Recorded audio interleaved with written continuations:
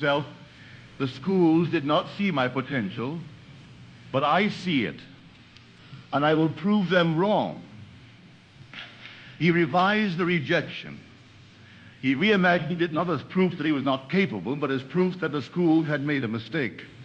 He made this revised meaning so real in his consciousness that the rejection no longer wounded him. It actually motivated him.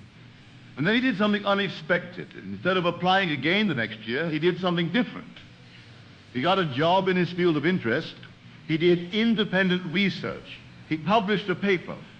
And the next time he applied to graduate school, he was accepted to the top program in his field. Now, you might say the rejection did not matter. He was ultimately accepted. But I tell you, the revision mattered tremendously. Because if he had accepted the original meaning of the rejection, he would have been destroyed by it. He would not have had the motivation to do the independent work that ultimately made him a strong candidate.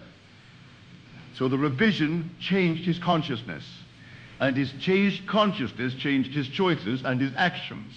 And his changed choices and actions changed his reality. This is the mechanism of revision. You are changing the meaning of your past. You are changing your consciousness about your past, and your changed consciousness is changing your future. Now let me speak about the practice of revision. How do you actually do it? What is the technique?